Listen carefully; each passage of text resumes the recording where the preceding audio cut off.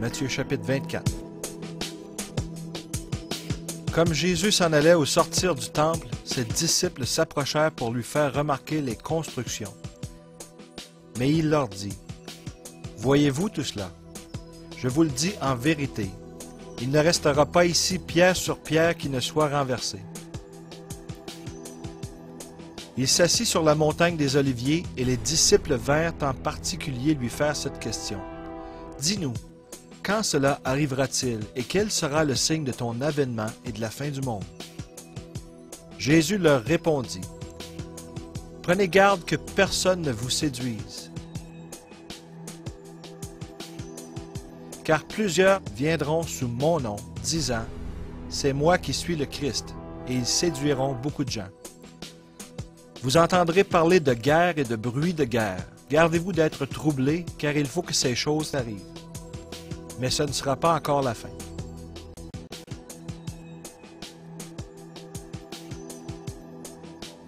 Une nation s'élèvera contre une nation et un royaume contre un royaume, et il y aura en divers lieux des famines et des tremblements de terre.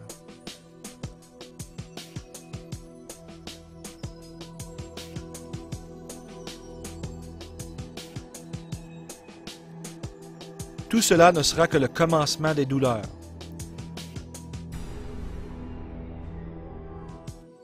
Alors, on vous livrera au tourment et l'on vous fera mourir, et vous serez haïs de toutes les nations à cause de mon nom.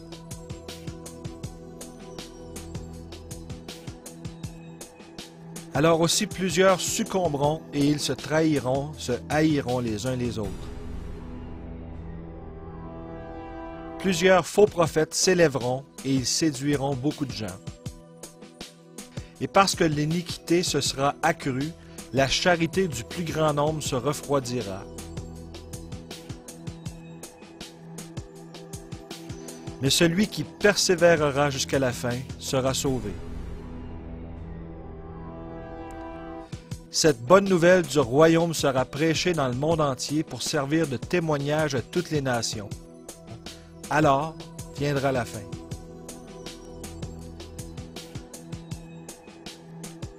C'est pourquoi, lorsque vous verrez l'abomination de la désolation dont a parlé le prophète Daniel, établie en lieu saint, que celui qui lit fasse attention.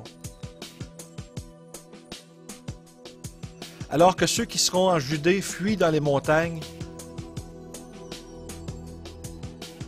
que celui qui sera sur le toit ne descende pas pour prendre ce qui est dans sa maison. Et que celui qui sera dans les champs ne retourne pas en arrière pour prendre son manteau.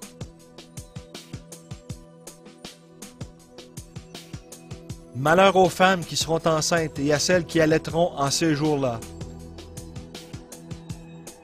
Priez pour que votre fuite n'arrive pas en hiver, ni un jour de sabbat. Car alors la détresse sera si grande qu'il n'y en a point eu de pareil depuis le commencement du monde jusqu'à présent, et qu'il n'y en aura jamais. Et, si ces jours n'étaient abrégés, personne ne serait sauvé. Mais, à cause des élus, ces jours seront abrégés.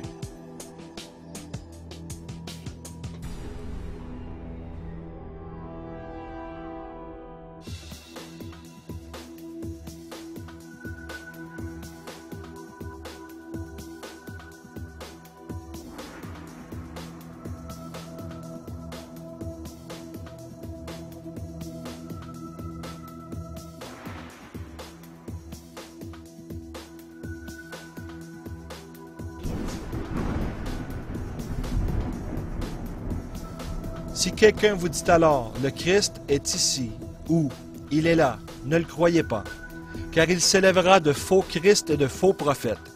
Ils feront de grands prodiges et des miracles au point de séduire, s'il était possible, même les élus.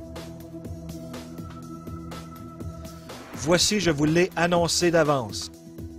Si donc on vous dit, voici, il est dans le désert, n'y allez pas, voici, il est dans les chambres, ne le croyez pas. Car comme l'éclair part de l'Orient et se montre jusqu'en Occident, ainsi sera l'avènement du Fils de l'homme. En quelque lieu que soit le cadavre, là s'assembleront les aigles. Aussitôt après ces jours de détresse, le soleil s'obscurcira, la lune ne donnera plus sa lumière, les étoiles tomberont du ciel, et les puissances des cieux seront ébranlées.